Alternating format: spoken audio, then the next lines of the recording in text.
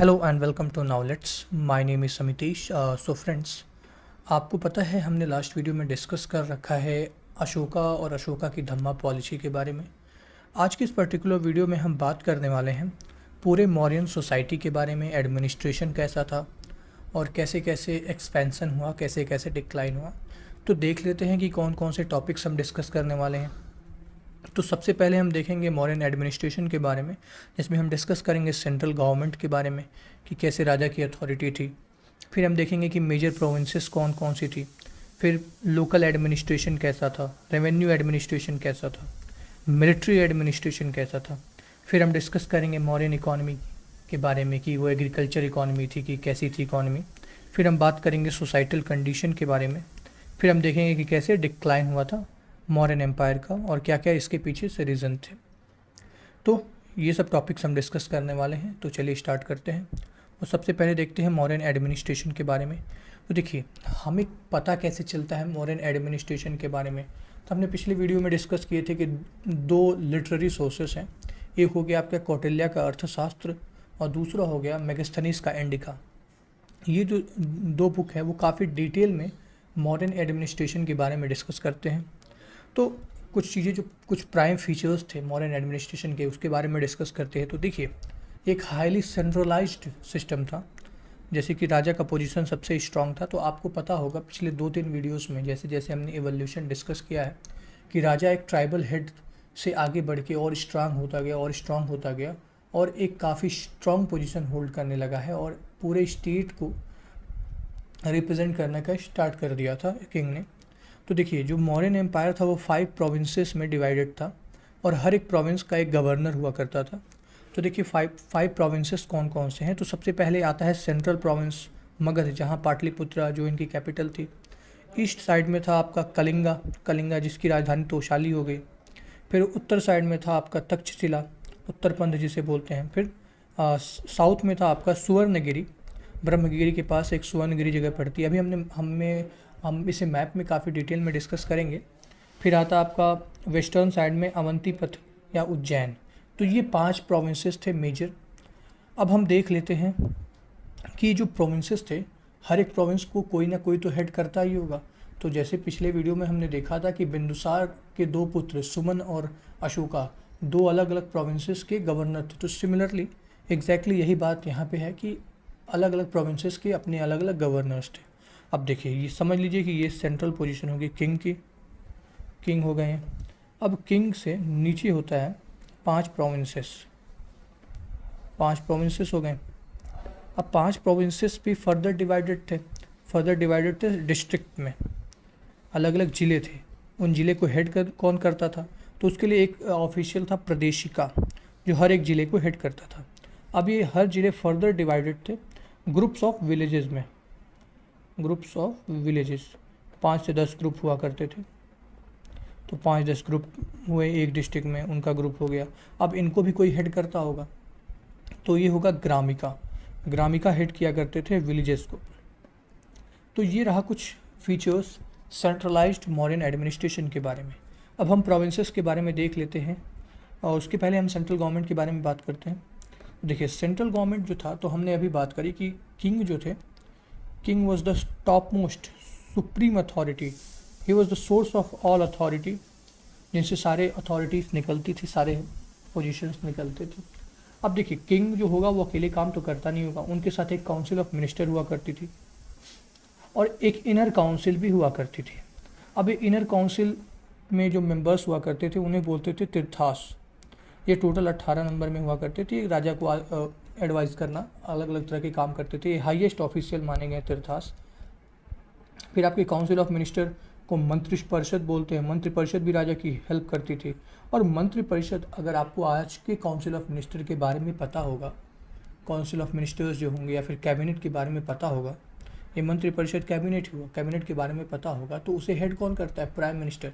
तो सिमिलरली उस time period में मंत्रिपरिषद अध्यक्ष हुआ करता था, जो पूरे कैबिनेट को हेड करता था। अब इसके बाद आते हैं आपके अध्यक्षास, टोटल 27 नंबर्स में थे। तो अध्यक्षास क्या हुआ करते थे कि जैसे कि अलग अलग डिपार्टमेंट होते हैं, रेवेन्यू डिपार्टमेंट हो गया, माइनिंग डिपार्टमेंट हो गया, एनर्जी डिपार्टमेंट हो गया, तो हर एक डिपार्टमेंट का अपना एक हेड हुआ करता था। तो इसके बाद वो आते थे।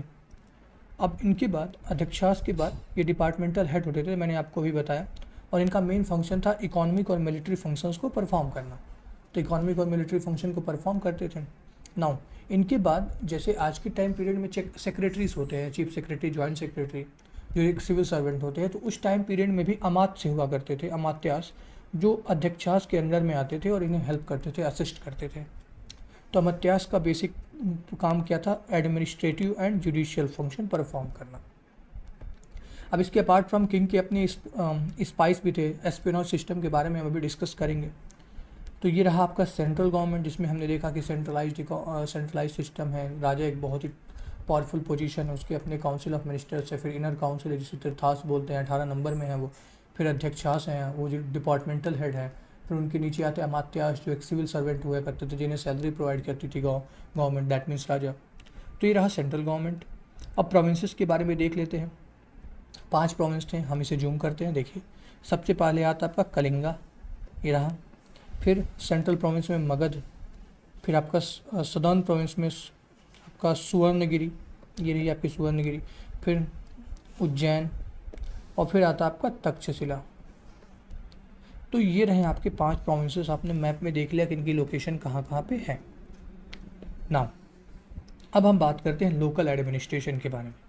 देखिए जो पोजीशन थी, अलग अलग अथॉरिटीज़ थी, उन पे लोग अलग अलग नाम से बैठा करते थे, लोगों का अलग अलग नाम था। जैसे मंत्री को चीफ मिनिस्टर बोला गया, मंत्री परिषद अध्यक्ष को head of council of ministers बोला गया। ये काफ़ी लंबी लिस्ट है, आप इन्हें बस एक बार पढ़ लीजिएगा, इन्हें याद करने की ज़रूरत नहीं है। जो इम्पॉर्टेंट है, जो स्टेट पीसीएस में पूछे गए हैं, क्योंकि यूपीएससी में इनसे क्वेश्चंस हार्डली पूछे गए हैं, लेकिन जब यूपी पीसीएस या फिर अदर स्टेट पीसीएस में क्वेश्चन पूछे गए हैं, तो जिन जो इम्पॉर्टेंट हैं उनके बारे में हमने डिस्कस कर रखा है सेपरेटली। तो देखते हैं लोकल एडमिनिस्ट्रेशन। अब जैसे कि डिस्ट्रिक्ट हुआ, उसके बाद विलेज हुआ, तो डिस्ट्रिक्ट और विलेज एडमिनिस्ट्रेशन भी कुछ होगा ना उस टाइम पीरियड में।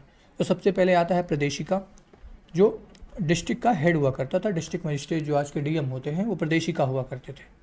और इसके बाद जो डिस्ट्रिक्ट हुआ करता था वो अलग अलग विलेजेस में डिवाइडेड था, तो उसमें हेड ऑफ विलेज आते थे, ग्रामिका। अब इसके बाद आपको पता होगा कि राजा के रॉयल एजेंट आया करते थे, हमने डिस्कस कर रखा है इसे, गाँव में, और टैक्स कलेक्ट करते थे ग्रामिका और भोज के सहायता से। तो स्थानिका जो टैक्स कलेक्टर थे वो आते थे प्रदेशिका के अंदर में। आप याद रखिएगा, स्थानिका मीन्स टैक्स कलेक्टर। ना इसके अपार्ट फ्रॉम, जैसे आपको पता होगा अगर कोई इंपॉर्टेंट सिटी है तो उसको फोर्टिफाइड किया गया होगा, चारों तरफ से फोर्ट बना दिए गए होंगे ताकि बाहरी आक्रमण से वो बच सके। तो उस फोर्ट को भी गवर्न करने के लिए कोई चाहिए, तो उनके गवर्नर्स होते थे फोर्ट्स को, जो दुर्गपाल बोला जाता था। नाउ अब समझ लीजिए ये 2 टेरिटरीज हैं, इनका कुछ फ्रंटियर हुआ ना, ये फ्रंटियर हुआ, ये फ्रंटियर हुआ, तो इस फ्रंटियर को कंट्रोल करने के लिए भी कोई होना चाहिए, तो उसके लिए थे अंतपाल, गवर्नर्स ऑफ फ्रंटियर्स। फिर आते हैं उसके बाद अक्षपाताला बेसिकली होते थे अकाउंटेंट, जो लेन देन का, गवर्नमेंट के इनकम का, राजा के जो रॉयल इनकम आती थी, जो टैक्सेशन से अमाउंट आता था, उसकी अकाउंटिंग प्रोसेस को परफॉर्म करते थे। ना इसके बाद आते थे लिपिकारास। तो जैसे कि आपको पता होगा अशोका ने अलग अलग जगहों पे अपने एडिक्ट्स लिखवा रखे हैं, 14 रॉक एडिक्ट्स हैं, पिलर एडिक्ट्स हैं, 7 पिलर एडिक्ट्स हैं। तो इस तरह के एडिक्ट्स को लिखने के लिए भी कोई एक होना चाहिए जो स्क्राइब होगा, लिपिकार होगा। तो लिपिकारास होते थे जो ऐसे एडिक्ट्स को लिखवाते थे या फिर लिखा करते थे। तो ये रहा लोकल एडमिनिस्ट्रेशन। नाउ इसके बाद हम बात कर लेते हैं रेवेन्यू एडमिनिस्ट्रेशन, क्योंकि टैक्सेशन प्रोसेस काफ़ी हार्ड था, टैक्स अमाउंट काफ़ी ज़्यादा थे। तो देखिए जो रेवेन्यू डिपार्टमेंट हुआ करता था उसे हेड कौन करता था? वो होता था सामहर्ता। याद रखिएगा, samaharta was the head of revenue department. अब आपको आज के टाइम पीरियड में पता होगा तो हर एक डिस्ट्रिक्ट में एक ट्रेजरी ऑफिस होता है, तो उस ट्रेजरी ऑफिस का भी कोई एक हेड होता है।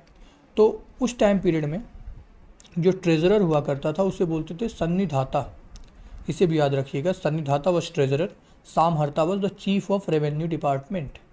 ये हो गया ना। अब रेवेन्यू हमने डिस्कस कर रखा है कि हर एक चीज़ पे लिया जाता था, चाहे वो मैन्युफैक्चर्ड गुड हो, चाहे वो कोई इम्पोर्टेड गुड हो, और अलग अलग जैसे कि लैंड, इरिगेशन, शॉप, फेरी, माइंस, पैस्चर्स, कस्टम्स, फॉरेस्ट, हर एक चीज़ पे टैक्स लिया जाता था। और आर्टिशंस जो थे, क्राफ्टमैन जो थे, उनके ऊपर भी फीस लगाई जाती थी, और अगर वो अपना टैक्स भरने में चूक गए, टैक्स इवेजन किया उन लोगों ने, तो उन्हें पनिशमेंट के तौर पे फ़ाइन भी जमा करना पड़ता था, उसका भी प्रोविज़न था। और हमने देखा था कि पीजेंट्स को 1/6 ऑफ देयर प्रोड्यूस को पे करना पड़ता था, तो वही बात यहाँ पे लिखी हुई है कि most of the land revenue was 1/6 of the produce. ये रहे कुछ इंपॉर्टेंट ऑफिशियल्स, अध्यक्षास, आकार अध्यक्ष, माइनिंग ऑफिसर, लौह अध्यक्ष, मेटलर्जी ऑफिसर। तो ये अलग अलग अध्यक्षास, आप एक बार इन्हें पढ़ लीजिएगा, वो बहुत इंपॉर्टेंट नहीं है, बट हाँ। इसके बाद आता है कुछ और important authorities, nayaka, chief secretary officer या सिटी सिक्योरिटी चीफ, फिर व्यावहारिका, चीफ जज, karmantika, head of industries and factories, dandpal, head of police, durgpal, head of royal fort, annapal, head of food grain department, rajukas, land measurer, इसे ध्यान रखिएगा, राजूकास, और प्रदेशिका, डिस्ट्रिक्ट एडमिनिस्ट्रेशन। इसके बारे में तो हमने बात करी ही थी। नाउ अब हम बात करते हैं मिलिट्री एडमिनिस्ट्रेशन के बारे में। तो देखिए, आपको पता होगा जब राजा महाराजा होते थे तो उनके सेनापति भी हुआ करते थे, और सेनापति ही कमांडर इन चीफ हुआ करते थे, जो पूरी सेना को लीड करते थे। जो सबसे फेमस सेनापति हैं, कमांडर इन चीफ, वो भीष्म पितामह, आपको महाभारत में पता होगा। तो सेनापति लीड करता था और उसे किंग द्वारा अपॉइंट किया जाता था, और किंग के काफ़ी क्लोज हुआ करता था। He was appointed by the king and he was next to the king. Now आपको, हमने इस बात को कई बार डिस्कस कर रखा है कि जो मॉडर्न पीरियड की आर्मी थी, चाहे वो नंदा पीरियड से ही बात करें, तो आर्मी जो थी काफ़ी स्ट्रॉन्ग थी।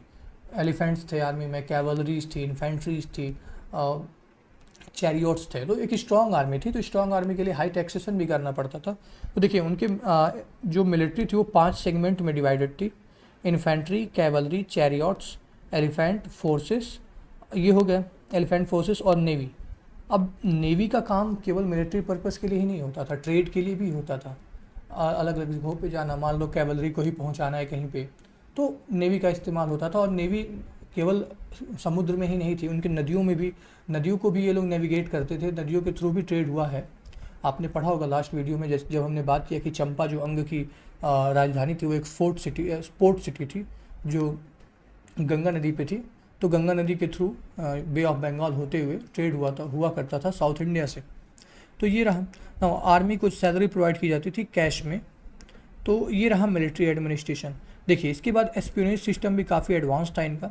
राजा के अपने स्पाइस थे, कुछ थे जो संस्थाना थे, जो एक स्टेशनरी स्पाइस थे, जो एक जगह बैठ के काम करते थे।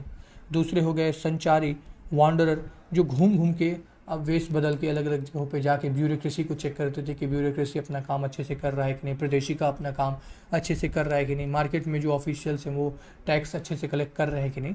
तो 2 तरह के उनके स्पाइस थे, आप इन्हें याद रखिएगा, संस्थाना एंड संचारी आर द स्पाइस। इसके साथ ही साथ जो आपका अर्थशास्त्र है उसमें एक फीमेल पॉइजनस गर्ल की बात की गई है, विश्वकन्या, जो राजा के लिए काम करते थे और लोगों को दंड दिया करते थे, या फिर अगर किसी को असासिनेट करवाना है राजा के द्वारा तो वो करवा दिया करते थे। तो विश्वकन्या का भी मेंशन किया गया। ये 3 चीज़ जो काफ़ी इंपॉर्टेंट है, आप इसे याद रखिएगा। तो ये रहा आपका पूरा मॉडर्न एडमिनिस्ट्रेशन। अब हम बात करते हैं मॉडर्न इकोनॉमी के बारे में।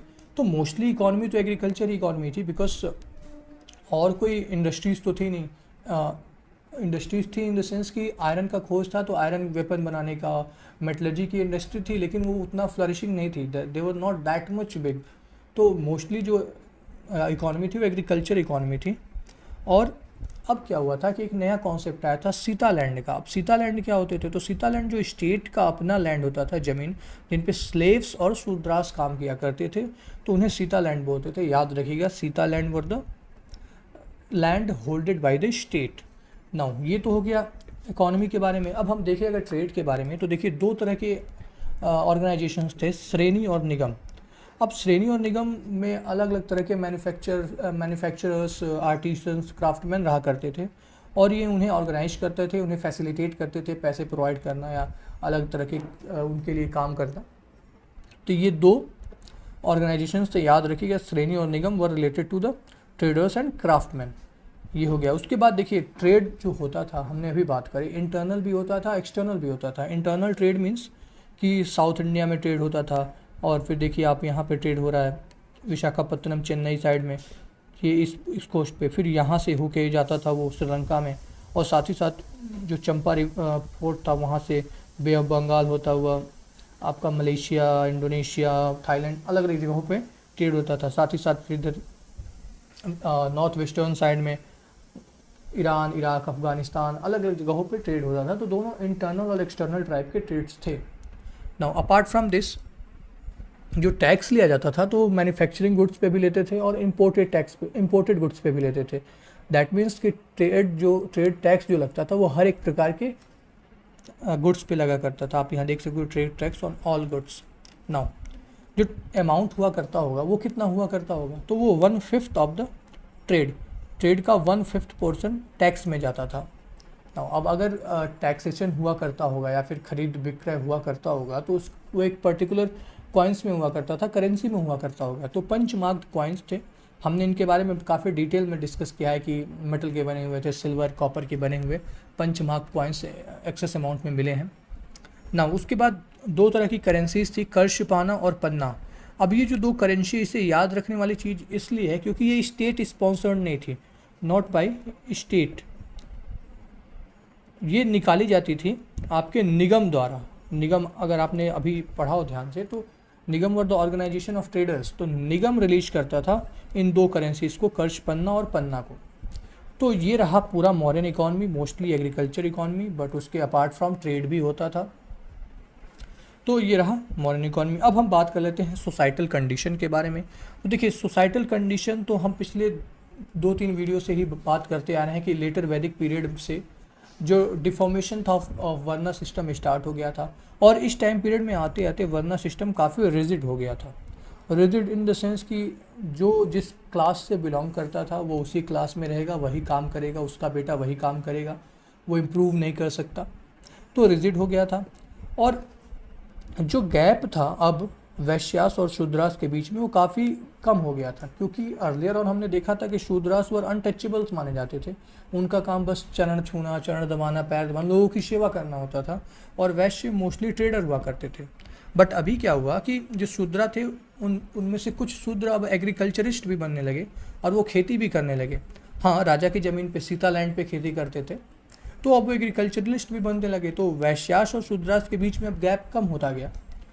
और अपार्ट फ्रॉम दिस, कुछ जो वैश्य और शूद्र हुआ करते थे वो बुद्धिज़्म और जैनिज़्म को भी फॉलो करने लगे, क्योंकि अशोका ने अपनी धम्मा पॉलिसी को काफ़ी प्रोपोगेट किया है और काफ़ी लोगों को बताया इसके बारे में अलग अलग एडिक्ट्स के थ्रू। तो लोग बुद्धिज़्म और जैनिज़्म को भी फॉलो करना स्टार्ट कर चुके थे। नाउ अगर हम विमेन की बात करें तो अर्थशास्त्र बताता है, मेगास्थनीज की इंडिका बताती है कि उस टाइम पीरियड में पॉलीगैमी की व्यवस्था थी। यहाँ पे पॉलीगैमी इन द सेंस कि मल्टीपल विवाह का प्रोविज़न था हिंदुइज़्म में। इसके साथ ही साथ विडो रीमैरिज और डाइवोर्स को कंपलसरी बना दिया गया था। आप ध्यान दीजिए, विडो रीमैरिज कितनी अच्छी चीज़ है, जिसे कंपलसरी बनाया गया था उस टाइम पीरियड में। और विमेन से रिलेटेड इश्यूज़ को देखने के लिए एक महामात्या, जो मंत्रिमंडल में एक सदस्य हुआ करता था, जिसे बोलते थे इथिझक्का महामत्ता, जो विमेन रिलेटेड इश्यूज़ को हैंडल करते थे। तो ये रहा आपका सोसाइटल कंडीशन। नाउ अब हम देख लेते हैं डिक्लाइन ऑफ मॉडर्न पीरियड की। डिक्लाइन क्यों हुआ? क्योंकि पोस्ट मॉडर्न पीरियड में सतवाहना आते हैं, इंडो ग्रीक, कुशानास, अलग अलग तरह के लोग आते हैं। तो हम देख लेते हैं कि इनका डिक्लाइन हुआ क्यों बेसिकली। तो देखिए, सबसे पहले तो आता है कि रिलीजियस पॉलिसीज़। तो अशोका ने धम्मा को अपनाया, उन्होंने सेक्रीफाइसेस को कम करने को लोगों को बोला, एनिमल सेक्रीफाइस मत करो। तो इससे वो एक इन अ वे ब्राह्मण्स के अपनी अथॉरिटी के अगेंस्ट गए, और जब ब्राह्मण्स के अगेंस्ट जाएंगे तो वो उनके खिलाफ कुछ ना कुछ तो करेंगे ही। तो इंटरनल रिवॉल्ट होना स्टार्ट हो गया और अंदर से सोसाइटी कमज़ोर होने लगी। ना इसके अपार्ट फ्रॉम फिनेंशियल क्राइसिस, जैसे कि आपको पता होगा कि राजा को आर्मी मेंटेन करनी पड़ती थी, वो भी काफ़ी लार्ज अमाउंट में, क्योंकि टेरिटरी काफ़ी इनकी बड़ी थी। ऑलमोस्ट पूरे इंडियन सब कॉन्टिनेंट को कवर करते थे, लिविंग एक्सट्रीम साउथ। तो आर्मी को मेंटेन करना आसान नहीं था। तो धीरे धीरे जैसे जैसे फेमाइन आते गए, सूखा पड़ता गया, तो फिनेंशियल क्राइसिस आई और आर्मी डिसइंटीग्रेट होना स्टार्ट हो गई। फिर साथ ही साथ सेंट्रलाइज्ड एडमिनिस्ट्रेशन था। तो देखिए, Ashoka was a very competent leader, तो उनके लिए उतनी बड़ी टेरिटरी को हैंडल करना आसान था। बट अगर उनके बाद जो आता है, उनका बेटा ही आता है, तो कोई ज़रूरी नहीं है कि वो उनके इतना ही कॉम्पिटेंट हो। ये ऑब्वियस सी बात है। तो जैसे जैसे इनकम्पिटेंट राजा आने लगते हैं, वैसे वैसे जो मान लीजिए पूरा टेरिटोरियल एक्सटेंट है, तो साइड से डिसइंटीग्रेशन स्टार्ट होने लगता है, क्योंकि लोगों के पास अब नए नए तरह के नॉलेजेज हो गए थे। जैसे कि अब लोगों के पास वेपन बनाने की, आयरन वेपन बनाने की खोज हो गई थी। लोग जानते थे कि कैसे बना सकते हैं। चैरियट बनाने का भी उनके पास सुविधा था। आयरन प्लॉशेयर भी थे, ट्रेड होता था ना, ट्रेड से लोग वस्तुएं इधर उधर जाया करती थी। तो अब लोग भी क्या करने लगे कि लोग अब आपस में लड़ाई झगड़ा करते और एक नया स्टेट बना लेते। मान लीजिए कोई भोजक है या फिर कोई प्रदेशिका ही है, अब वो क्या किया कि कुछ आर्मी इकट्ठा किया और राजा के सिपाहियों से टेरिटरी में लड़ लिया, साइड में कोने में आप कह सकते हो, क्योंकि एम्पायर काफ़ी बड़ा था। अब राजा को पता चलते चलते काफ़ी टाइम लग गया, 1 महीने 2 महीने 3 महीने, तब तक वो अपनी अलग राज्य बसा लिया। फिर फॉरेन इन्वेजन भी होता है, जैसे कि इंडो ग्रीक्स आएंगे, कुशानास आए, तो मान लीजिए इंडो ग्रीक्स आए, उनके पास आर्मी थी, अब वो टेरिटरी में लड़ लिए किसी से, छोटे छोटे गवर्नर्स है, छोटे छोटे राजा, उनसे लड़ लिए, उनको हरा के राज्य को पाई कर लिए। तो इस तरह से डिक्लाइन ऑफ मॉडर्न पीरियड हुआ था। और ये रहा आपका पूरा मॉडर्न पीरियड। देखिए हमने 3 वीडियो में पूरे मॉडर्न पीरियड को काफ़ी डिटेल में डिस्कस किया, हर एक पॉइंट को कवर किया है। और मैं गारंटी देता हूँ इन 3 वीडियो से बाहर आपको एक भी क्वेश्चन नहीं मिलेगा किसी भी एग्ज़ाम में, चाहे वो यूपी पीसीएस हो, चाहे वो यूपीएससी हो, चाहे स्टेट कोई भी पीसीएस हो, चाहे कोई एग्ज़ाम हो। अगर आपने अच्छे से पढ़ा है तो आप हर एक क्वेश्चन को सॉल्व करने में सक्सेसफुल होगे। That's my guarantee. So thank you so much for listening me. Have a very good day.